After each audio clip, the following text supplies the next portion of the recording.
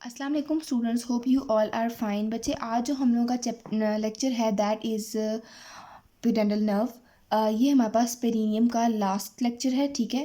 तो इसके बाद हम लोगों की ये वाली सीरीज़ ख़त्म हो जाएगी। हम लोगों ने पेल्विस में भी सारी चीज़ें according to the guidelines one by one cover कर ली और पेरिनियम में भी, ठीक है।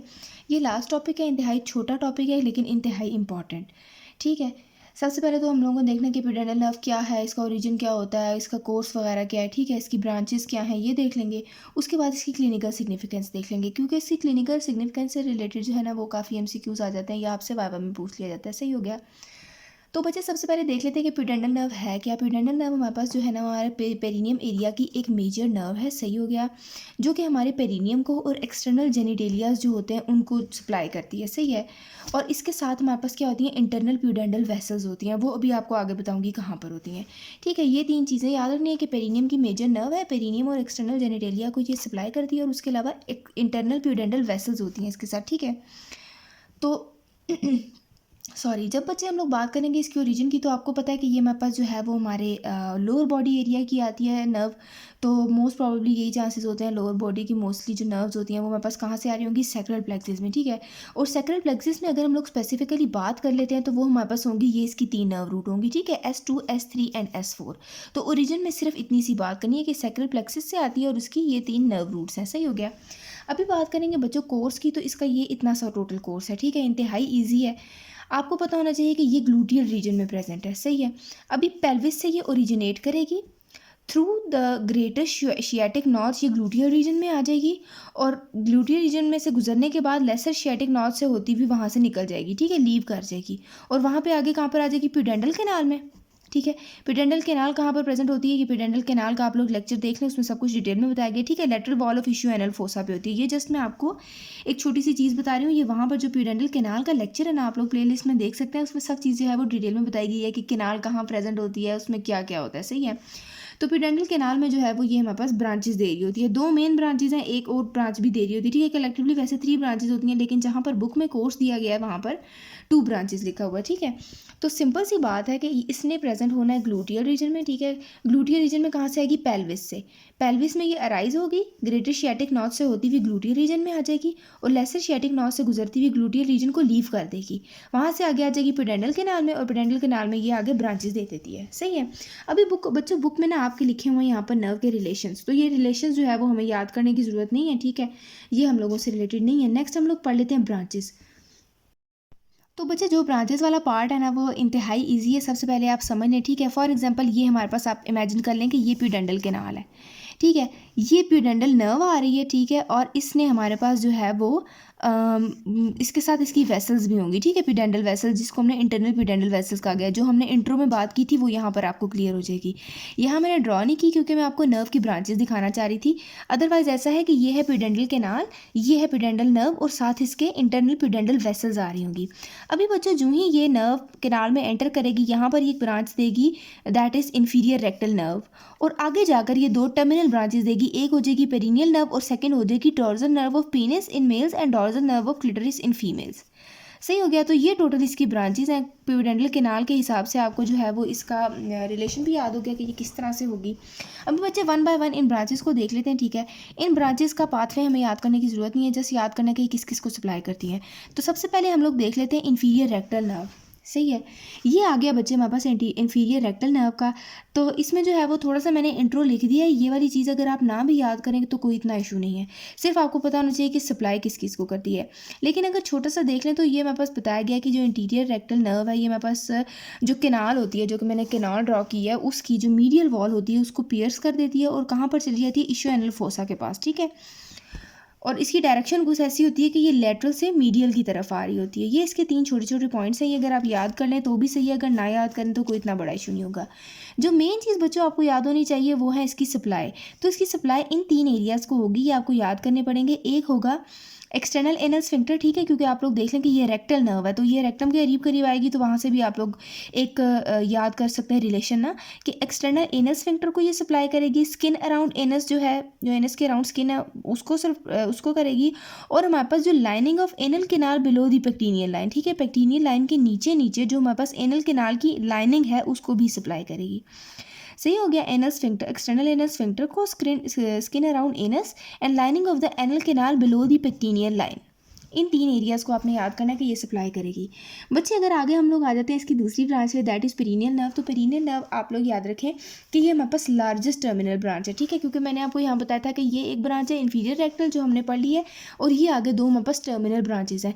तो अब पेरिनियल पढ़ रहे हैं तो वो हमारे पास जो है वो लार्जेस्ट टर्मिनल ब्रांच होगी, और ये जो डॉर्सल नर्व पढ़ेंगे ये हमारे पास स्मॉलर टर्मिनल ब्रांच होगी। सही है, ये चीज़ भी अगर आप डायग्राम से याद कर लें।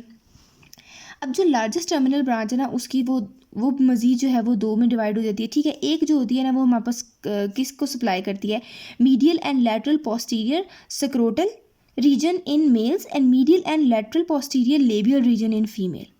सही हो गया। ये 2 जो है वो अकॉर्डिंग टू जेंडर हमारे डिफरेंस आ रहे हैं, ठीक है, और उनका मीडियल एंड लैटरल पोस्टीरियर, तो आगे मेल्स में सक्रोटल रीजन को और फीमेल्स में लेबियल रीजन को। अभी बच्चों आ जाते हैं मस्कुलर ब्रांच पे। तो हम लोग को पता होना चाहिए कि किस किस मसल को सप्लाई करेगी, तो ये भी आपको याद करना पड़ेगा, ठीक है। पेरिनियल नर्व हमारे पास सप्लाई करेगी यूरोजेनिटल मसल्स को, एक्सटर्नल एनल स्फिंक्टर को, लेवेटर एनाई को और बल्बोस्पॉन्जियोसिस को, ठीक है। तो जो बल्बोस्पॉन्जियोसिस को जो हमारी सप्लाई जा रही होती है ना, वही सप्लाई हमारी जो है वो to the skin of bulb of penis को भी जा रही होती है। सही है, तो ये भी याद हो गया। सही है, ये इसके 4 मसल्स हो गए, और पेरिनियल नर्व भी यहाँ पर हमारी कवर हो जाती है। नेक्स्ट बच्चे अगर हम लोग आ जाते हैं dorsal nerve of penis and clitoris.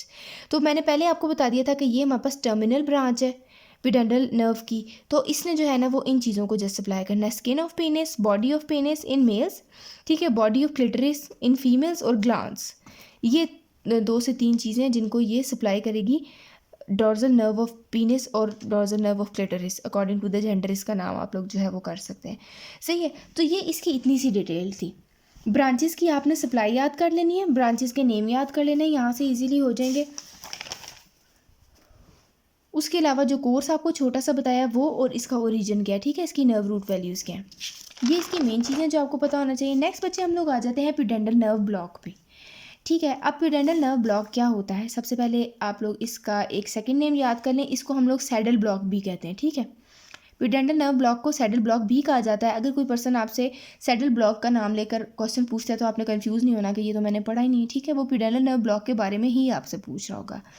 अच्छा बच्चे, एक आप लोग छोटा सा इसका पहले कंसेप्ट समझ लें, ठीक है। इसका क्या है कि हमारे पेरिनियम के रीजन में जब भी कोई प्रोसीजर करना होता है जिसके लिए एनेस्थीसिया ज़रूरी होता है, तो पर्सन को और जो भी पेशेंट होता है उसको जनरल एनेस्थीसिया नहीं दिया जाता, बजाय इसके कि उसको सारा का सारा बंदे को या फीमेल जो भी है उसको बेहोश कर लें।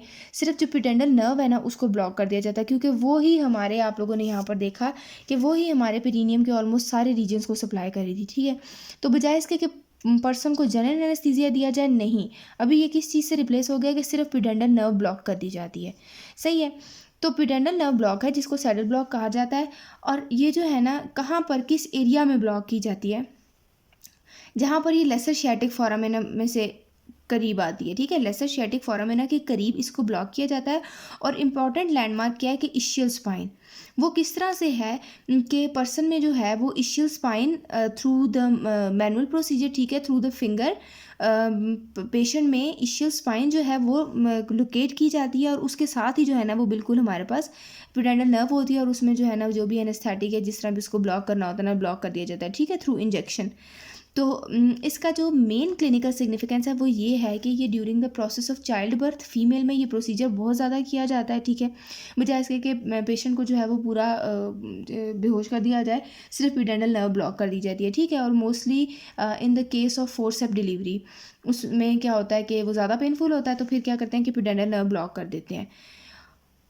और इसके अलावा फीमेल्स में या मेल्स दोनों में कोई भी ऐसा प्रोसीजर करना हो जहाँ पर हमारा पेरिनियम इंक्लूड हो, ठीक है, तो वहाँ पर भी यही किया जाता है कि पिडेंडल नर्व ब्लॉक कर दी जाती है। तो ये एक आपने चीज़ याद रखना है कि इसकी मेन क्लिनिकल सिग्निफिकेंस तो फीमेल में है, जो कि हम लोग को बार बार बताया जाता है कि ड्यूरिंग द चाइल्ड बर्थ, ठीक है, लेकिन ये मेल्स में भी किया जाता है। कोई भी ऐसा क्लिनिकल प्रोसीजर जो हमारे पेरिनियम के रीजन को इन्वॉल्व करेगा, वहाँ पर क्या होगा कि जनरल एनेस्थीसिया नहीं दिया जाएगा, बल्कि वहाँ पर पिडेंडल नर्व ब्लॉक कर दी जाएगी।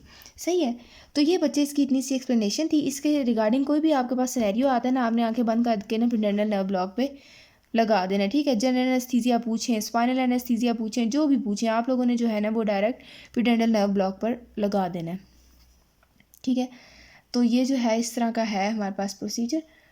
तो एक चीज़ थोड़ी सी कन्फ्यूज़न है वो मैंने आपको, क्योंकि स्पाइनल एनेस्थीसिया बोला तो जिन पेशेंट में child birth through C section होती है उसमें एपिडेंडल नर्व ब्लॉक नहीं होता, ठीक है, उसमें स्पाइनल एनेस्थीसिया होता है। जनरल एनेस्थीसिया उसमें भी नहीं होता, उसमें स्पाइनल एनेस्थीसिया होता है।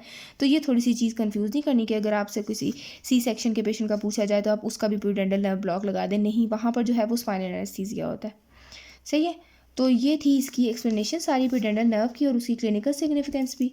तो होपफुली बच्चों आपको समझ आ गई होगी। अगर कोई चीज़ नहीं समझ आई तो आप लोग जो है वो कमेंट सेक्शन में पूछ सकते हैं। Thank you so much. अल्लाह हाफिज़।